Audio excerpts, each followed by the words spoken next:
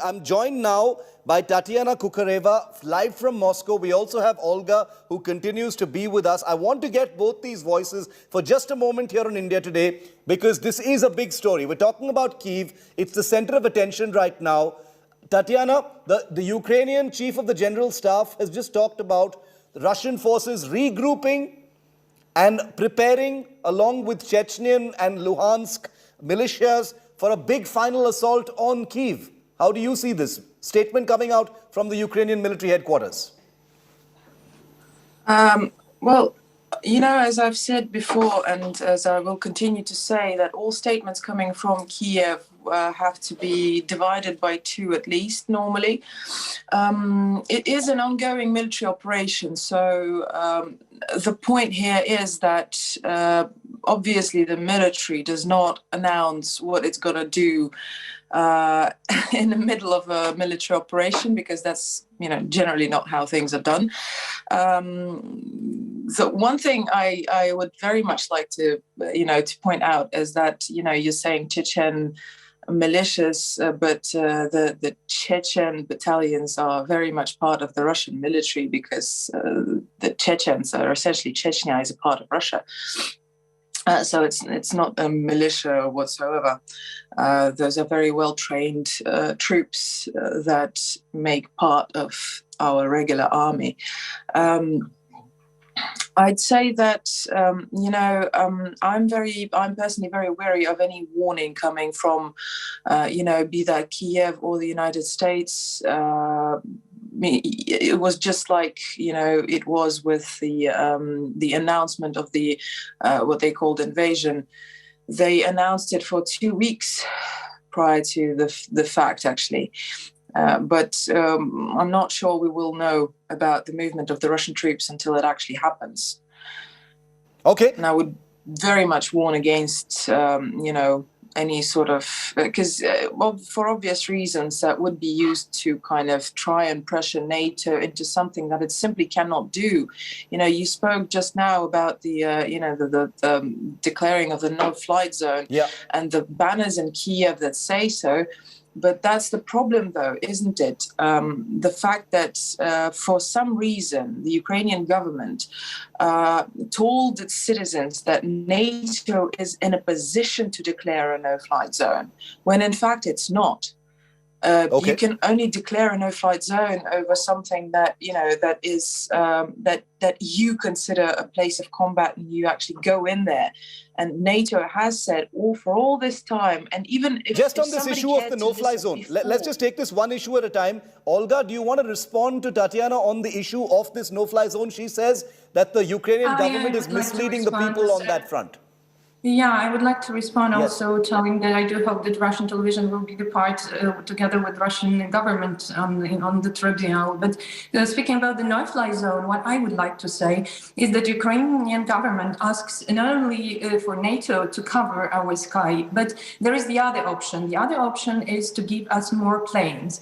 There are jets and planes which Ukrainian pilots can use, and these are former Soviet-made planes, and they are still in the arsenal of Poland and Poland and Slovakia.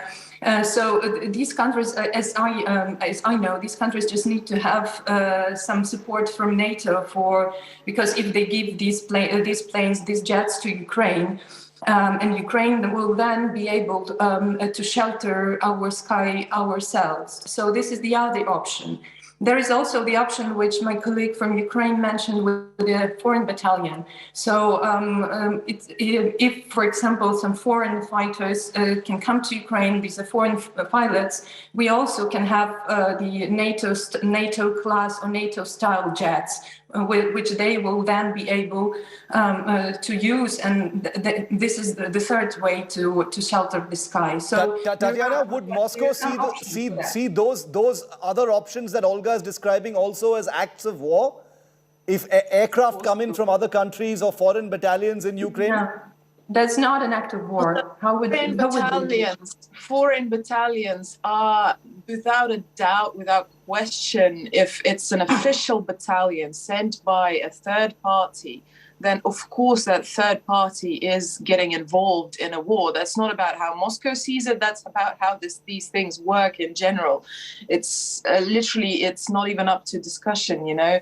Although some countries have already authorized for people to, but on their own accord, though, you know, if they want to go fight, they can. And that in itself, it's already, you know, it's very worrisome, because we know just how many people were seeking shelter in Europe, you know, back in the days, the terrorists from the Chechen Republic that fled after the wars. You know, so those people might potentially join the fight. In the meantime, if any third party officially authorizes an actual part of their military to come into Ukraine, well, how else would you see it then, if not a participation in a conflict? Ukrainian government doesn't say this is not an official part. These are people who are coming here on their own will and their own desire to defend democracy and to follow the whole free world. This is what is and what Ukrainian government is speaking about. This is about the Ukrainian Foreign Battalion, those people who are already in Ukraine. So this is the issue. But I would love to stop, because I can't speak now with Russian journalists and what are they doing. Sorry. Thank you, India. Olga, just one more question. Can I just ask you one more question?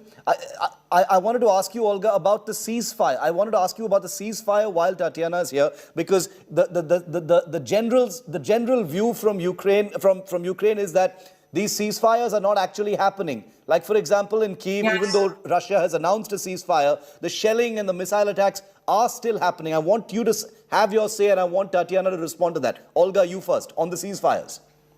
Look, on the ceasefires, the day before yesterday, the ceasefire was announced in Mariupol, but then no one can get out of there. And the situation is they're on the brink of humanitarian catastrophe. Yesterday, the ceasefire was announced and the family was just killed while foreign journalists were seeing that and taking pictures, the family with children. So there also was the position, I guess, from the Russian government to announce a ceasefire and that the humanitarian corridor should move to Russia. How those people who are resisting Russia could move to Russia? This is just impossible. Sorry, but we're not talking about Russia does it just like. We're talking about civilian population. This shelling starts all the time, and when the humanitarian corridor is announced, then the either shelling or shootings, and we have like proofs with videos from not only from Ukrainian correspondents but from foreign correspondents, and that's the main issue with that. But we really need humanitarian corridors, especially from Mariupol, from also Kyiv region, where people are saying without electricity, heating, water. That is a general view from Ukraine. Tatiana, do you want to respond to that? That these ceasefires are only on paper; they're not really happening on the ground. The problem with journalists usually is that they can't, you know, it's the general sense of panic that's been being kind of, you know, harnessed in this conflict. If we're saying that the ceasefires are not being observed, and they're not being observed, but they're not being observed by the Ukrainian side, I'm sorry, but if you're a journalist, you can't quite say this. Look, this rocket is Russian. I see it. It says it has Russian markings on it. It's not, again, not how it works. The Russian military yesterday reported, if I'm not mistaken, 172 cases of that ceasefire. Tatiana, sorry to interrupt you. I'll let you continue your point. I just want to introduce onto our coverage Hanna Shelest. She's editor-in-chief of Ukraine Analytica. Welcome, Hanna. We were just talking, since you've entered right in the middle of the conversation, just to update you, Tatiana is talking about the war of claims over whether ceasefires are actually being implemented properly. Tatiana, finish your point you were making. You were saying that the Ukrainians are not following the ceasefire. Go ahead, finish your point. I'll get Hanna to respond to you. Of course. The Russian military has claimed from the very beginning and continues to say that, the safety of civilians has been the utmost priority. This is what happened in every city that they took control of. They gave up humanitarian aid straight away. They're doing extensively whatever they can to prevent the civilian population from being harmed. And then, for people from within those besieged cities to come in and say, look, we're being shelled at, but you don't know who's shelling you. We see people who get out of Mariupol, civilian people, who then go on camera and they say, look, we were fired at by the Ukrainian security forces. Are those people lying? Let's find out, Hanna. Are we going back Hanna, to the this is a big claim that's being made. Tatiana from Moscow says that the ceasefire is not being followed by the Ukrainians, and the Ukrainian military is firing on people when they try and get out of cities like Mariupol. How would you respond to Tatiana? Hanna. I'm just wondering, do you have Tatiana being delusioned or with the propaganda working for the government? That's nice to see it in Moscow, in the home and talking about complete nonsense, because you can just see the photos and videos from cities of Mariupol, Mykolaiv or Kherson or Chernihiv to understand how Russian armed forces are protecting civilians, bombing just the civilian quarters. My best friend from Chernihiv spent her night trying to save her house from the shelling being in the basement, and it been just in the middle of the night. From Mariupol, my friends don't have connections with their families for 2 days, just no mobile connections, nothing, and nobody can evacuate.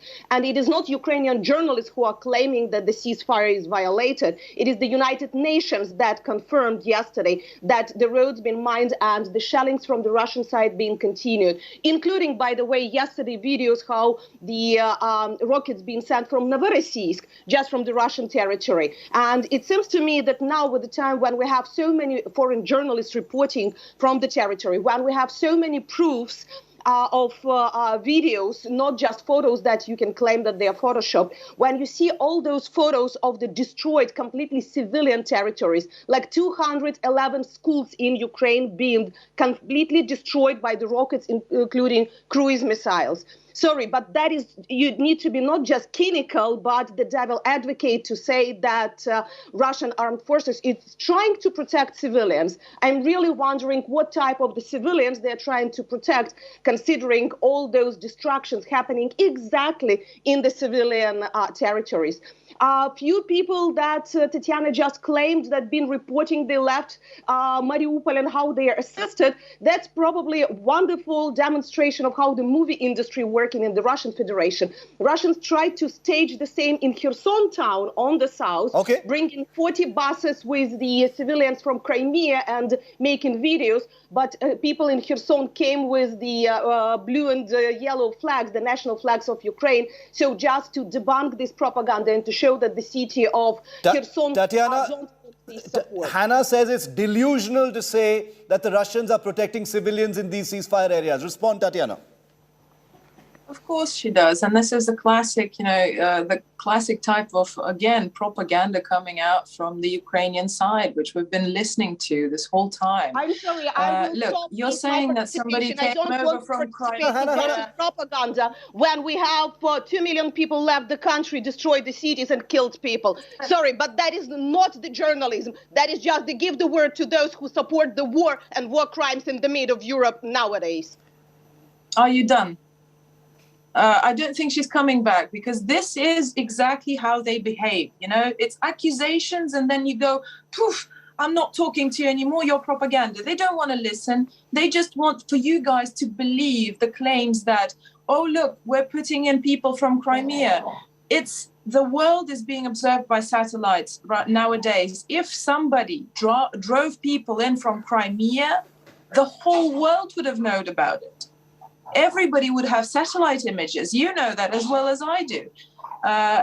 Look, we're talking about the population, even the southeast of Ukraine, those Russian-speaking cities. I've actually been to Kherson. This is where I first encountered that lovely Western Ukrainian nationalism that we've been talking about this whole time, that where you could literally get, if you encountered people coming in from West Ukraine, and they would go there to see the sea, you would get beat up just because you're Russian, just because you have a Moscow accent.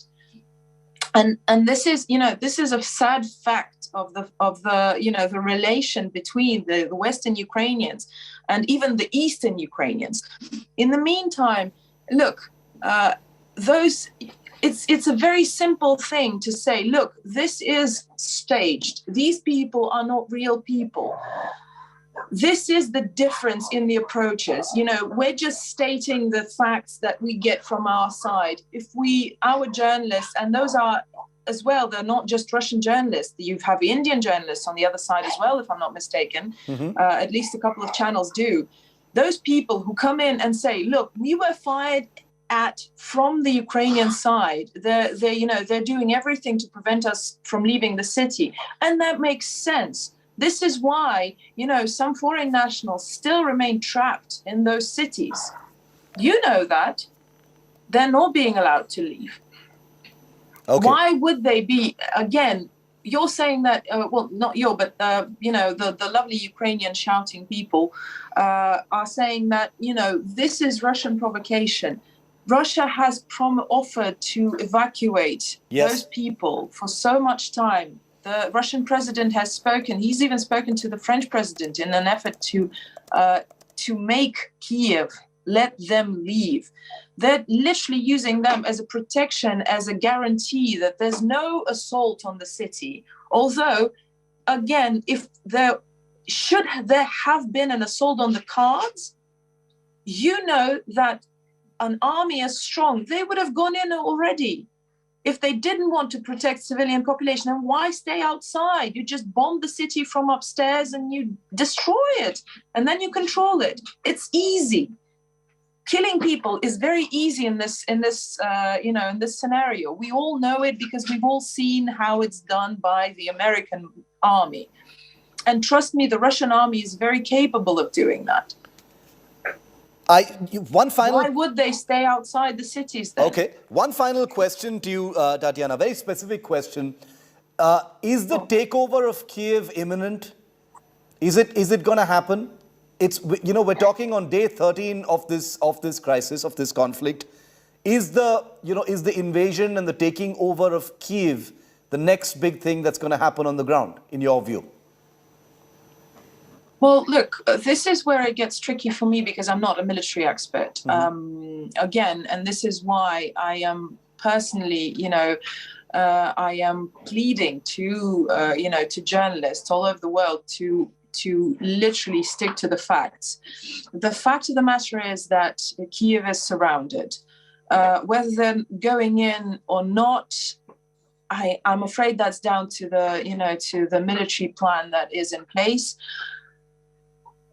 In my personal opinion, I don't see it happening just like this because, again, we've seen pictures, we've seen videos of Grad missiles being put in places in a very densely populated area inside Kyiv. So there's no way to kind of go in there and avoid civilian casualties.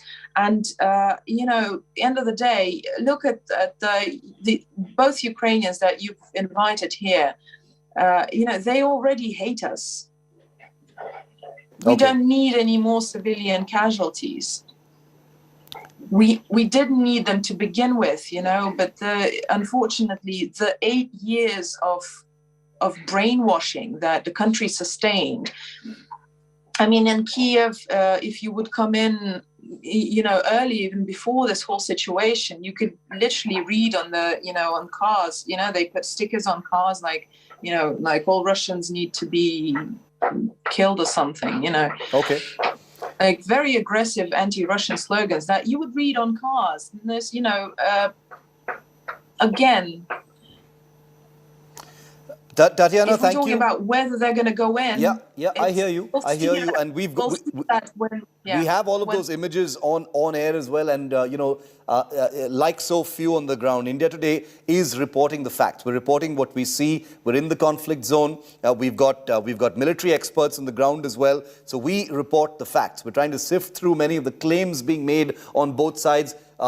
As you saw in the last 20 minutes, we attempted to have a debate here, but emotions are obviously running high between both sides. It's not something we didn't foresee, but we were hoping for some kind of a discussion. But yeah, we'll try that again in a few hours maybe. Tatiana, appreciate it. Thank you very much. Good to see you for being here on India Today. Thanks very much for that.